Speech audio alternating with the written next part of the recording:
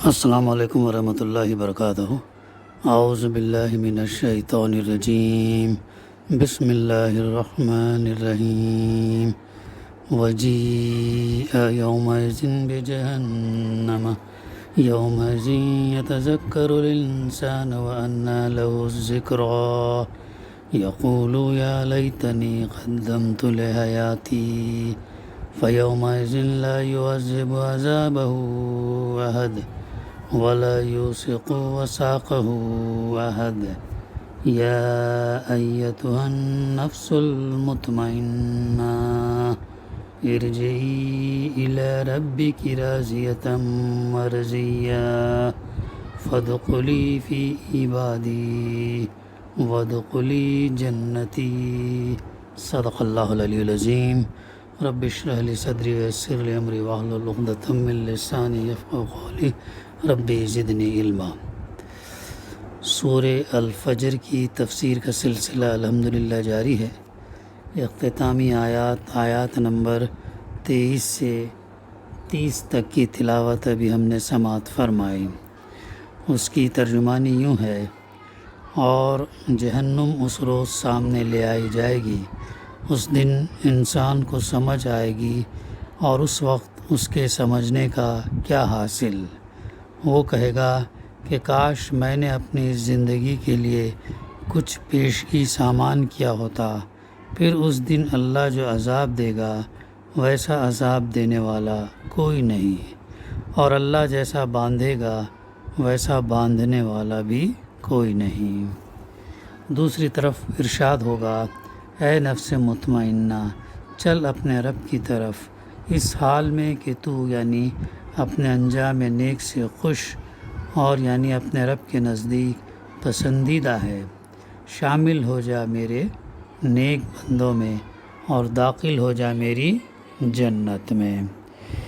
یہ ہے اس کی ترجمانی آیت نمبر 23 سے اور 30 تک کی۔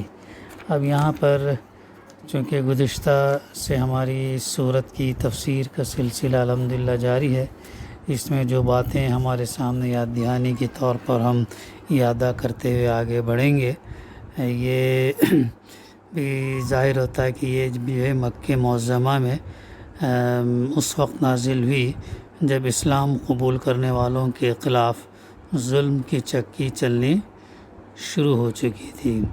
اسی بنا پر اہل مکہ کو عاد اور سمود اور فرعون کے انجام سے خبردار کیا۔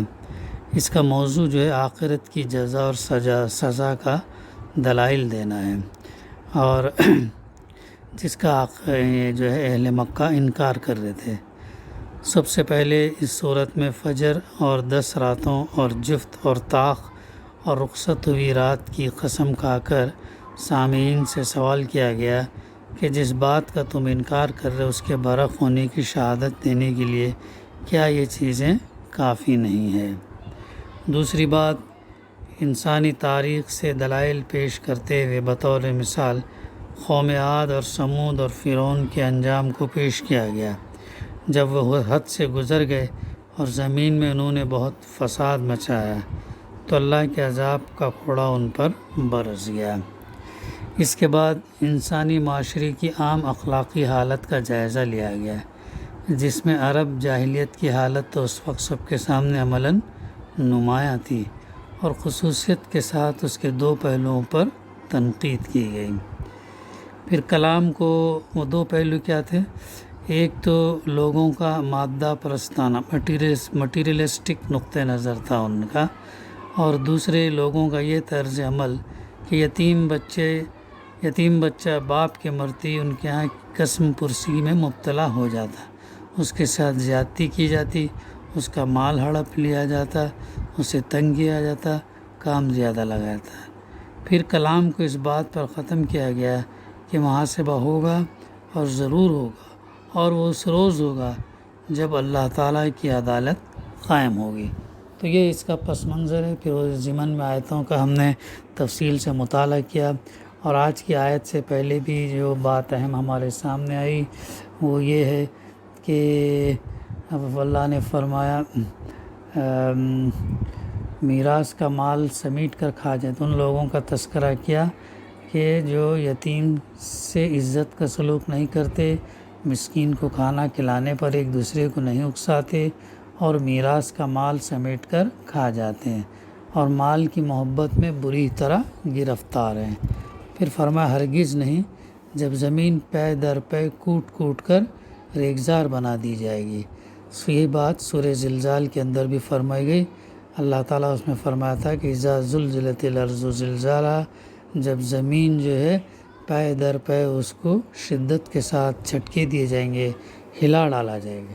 موجودہ دور کے زلزلے ہم کچھ وقتی طور کے لیے ہوتے ہیں اور ایک مخصوص مقام پر جہاں اس کا ایپی سینٹر اور کچھ 15-20 کلومیٹر 50-100 کلومیٹر کے اندر اثر ہوتا ہے، لیکن اس دن اللہ سبحانہ تعالیٰ پوری زمین کو، اللہ تعالیٰ کرۂ ارض کو شدت کے ساتھ ہلا ڈالا جائے گا۔ سورہ زلزال کے اندر بیان کیا گیا۔ تو ریگزار بنا، اور تمہارا رب جو ہے اس دن جلوہ فرما ہوگا، اس حال میں کہ فرشتے صف در صف کئی کروڑوں اربوں فرشتے جو ہے صف در صف کھڑے ہوں گے۔ اس کے بعد کی آیت ہے جو میں نے ابھی ہم نے تلاوت اور اس کی ترجمانی سماعت فرمائی۔ آگے فرمایا جا رہا جہنم اس روز سامنے لے آئی جائے گی۔ اب دو اشخاص کا یہاں پر تذکرہ کیا جا رہا، ایک وہ جو گناہ کی عوض جہنم میں پہنچ گیا، اور دوسرا وہ جو نیکی کے عوض جو ہے وہ جنت میں جانے والا ہے۔ دونوں کے رول کو یہاں پر بتایا جا رہا ہے کہ ان کے ساتھ کیا معاملہ ہوگا اور جو ہے ان کے ساتھ کیا معاملہ ہوگا، جو جنت میں جانے والے ہیں ان کے ساتھ کیا معاملہ ہوگا۔ تو اس روز اللہ تعالیٰ جہنم کو سامنے لے آئی جائے گی۔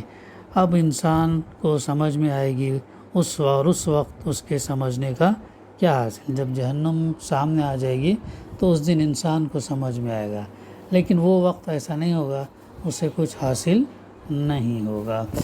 کیا فرمایا یومئذ یتذکر الانسان وانى له الذکریٰ۔ اس کے دو مطلب مفسر نے لیے ہیں، ایک یہ کہ اس روز انسان یاد کرے گا کہ وہ دنیا میں کیا کچھ کر کے آیا ہے اور اس پر نادم ہوگا، شرم کرے گا، مگر اس وقت یاد کرنے اور نادم ہونے کا کیا فائدہ۔ دوسرا مطلب یہ ہے کہ اس روز انسان کو ہوش آئے گا، اسے نصیحت حاصل ہوگی، اس کی سمجھ میں یہ بات آئے گی کہ جو کچھ اسے انبیاء نے بتایا تھا وہی صحیح تھا، اور ان کی بات نہ مان کر اس نے حماقت کی، مگر اس وقت جو ہے ہوش میں آنے اور نصیحت پکڑنے اور اپنے غلطی کو سمجھنے کا کیا فائدہ ہے۔ تو یہ جو ہے بات یہاں پر بتائی جا رہی۔ پھر آگے فرمایا جا رہا یعنی حقیقت میں جو کچھ ہے یہ دنیا کی زندگی، دنیا میں جو کچھ کما لیا ایمان اور عمل صالح کے ذریعے سے کما لے گا، اور یہی چیز ہے وہ ہمارے ساتھ جائے گی، کوئی اور چیز ساتھ نہیں جائے گی، نہ مال، نہ دولت، نہ رشتہ دار، نہ سونا چاندی، کچھ نہیں جائے گا، صرف ایمان اور عمل سے۔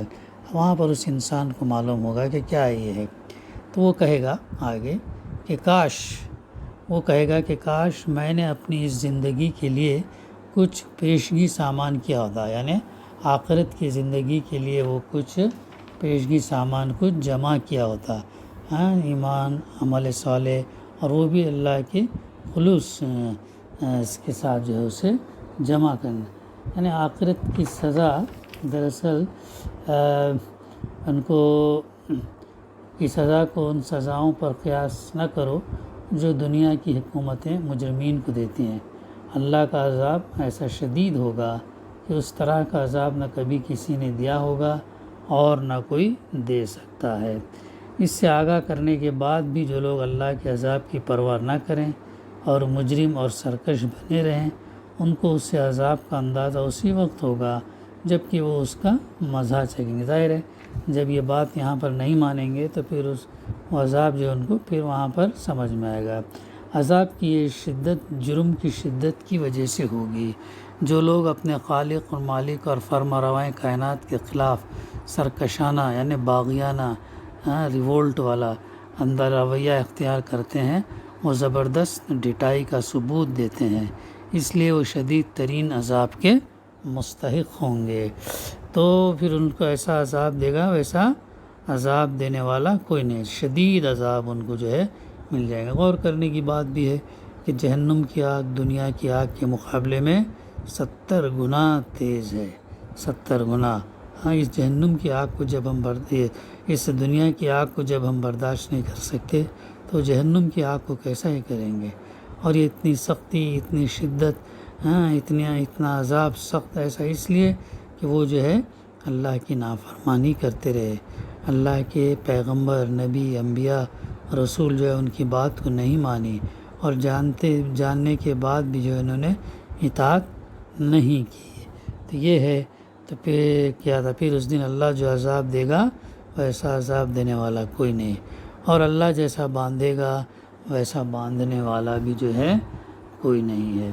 تو یہ ظاہر ہے وہاں سے کوئی بچ کر نکل نہیں سکے گا، پورا گھیرے میں اللہ تعالیٰ لے گا، جہنم میں ڈال کر جہنم کو ڈھانک دے گا، ایسا بھی فرمایا گیا۔ تو مختلف باتیں ہمیں قرآن مجید کے توسط سے معلوم ہوتے ہیں۔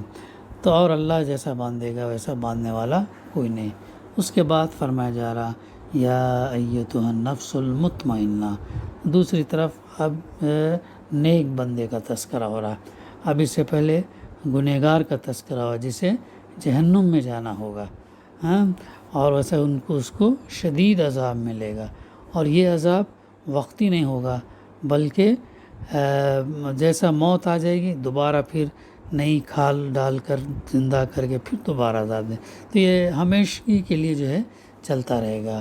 اب انسان کے اوپر ہے کہ وہ کون سا راستہ اختیار کرے، عذاب والا راستہ اختیار کرے یا جنت والا راستہ اختیار کرے۔ تو اس کے لیے ضروری ہے کہ اپنے نفس کو، اپنے شیطان کے وسائس کو مار کر اپنے آپ کو اللہ کے راستے میں ڈال دینا ہوگا، اور آخرت میں اس کی امید لگانا۔ دنیا میں بھی اللہ تعالیٰ دے گا، دنیا اور آخرت دونوں میں اللہ سے دعا کرنا چاہیے۔ اگر بائی چانس دنیا میں اگر نہ ملے تو پھر آخرت میں اس کا صلہ جو ہے مل کر رہے گا۔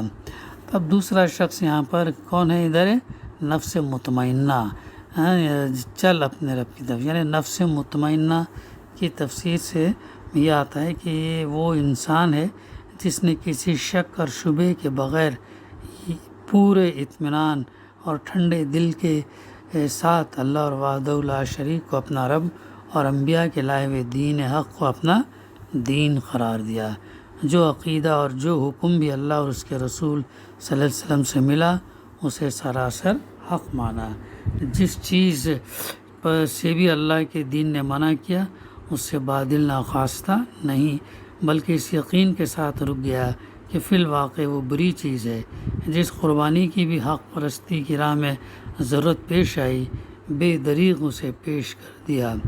جن مشکلات اور تکالیف اور مصائب سے بھی اس راہ میں سابقہ درپیش ہوا انہیں پورے سکون قلب کے ساتھ برداشت کیا، اور دوسرے راستوں پر چلنے والوں کو دنیا میں جو فوائد اور منافع اور لذائذ حاصل ہوتے نظر آ رہے تھے ان سے محروم رہ جانے پر اسے کوئی حسرت لاحق نہ ہوئی، بلکہ وہ اس بات پر پوری طرح مطمئن رہا کہ دین حق کی پیروی نے اسے ان گندگیوں سے محفوظ رکھا ہے۔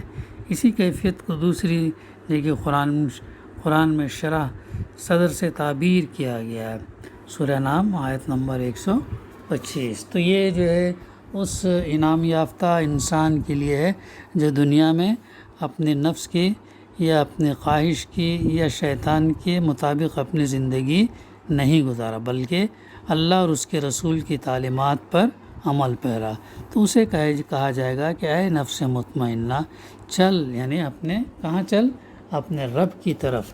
یعنی یہ بات اس سے موت کے وقت بھی کہی جائے گی، موت سے پہلے بھی موت کے وقت بھی کہی جائے گی، یعنی انسان کو موت سے قریب جب ہوتا، موت سے خرخراہٹ یا موت جب روح قبض ہونے والی سے جسٹ پہلے اسے معلوم ہو جائے گا کہ اس کا ٹھکانہ کدھر ہے، اور جو ہے بد کو بھی معلوم ہو جائے گا کہ اس کا ٹھکانہ کہاں ہے۔ تو یہ بات اس سے موت کے وقت بھی کہی جائے گی کہ اے نفس مطمئنہ چل اپنے رب کی طرف، یعنی وہ۔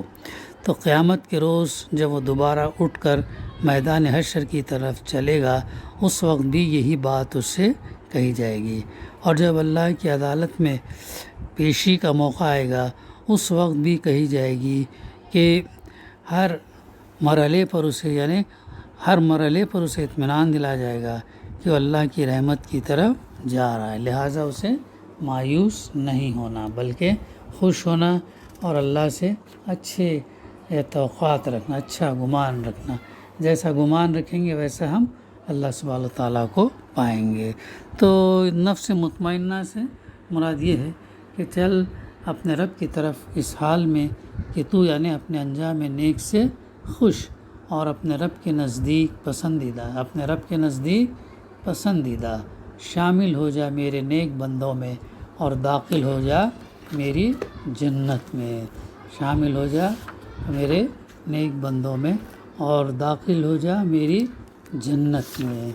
اس کی جو مختصر سی تفسیر ہے یہ کہ یہ بڑے پیارے اور رحمت بھرے الفاظ ہیں جن میں نفس مطمئنہ کو فیصلے کے دن کامیابی کا مژدہ سنایا جائے گا، اور کامیابی ایسی کہ آدمی اللہ کو پالے جس کے بعد پانے کے لیے کیا چیز باقی رہ جاتی؟ بندہ اپنے خدا سے خوش اور اللہ اپنے بندے سے خوش۔ عزت اور سرفرازی کے اس مقام کو پہنچنے کے بعد کون سی بلندی باقی رہ جاتی جہاں پہنچنے کا انسان تصور کر سکتا ہے۔ تو اسی کے ساتھ جو ہے اس صورت کی تفسیر کا سلسلہ اختتام کو پہنچا۔ انشاءاللہ آئندہ ہم اور دوسری صورت لیں گے۔ دعا ہے کہ اللہ سبحانہ وتعالی ہمیں کہنے سننے سے زیادہ عمل کرنے کی توفیق عطا فرمائے۔ ربنا تقبل منا انک انت السمیع العلیم وتب علینا انک انت التواب الرحیم۔ صلی اللہ تعالی علی خیر خلقہ وعلی آلہ وصحبہ اجمعین۔ الحمد للہ رب العالمین۔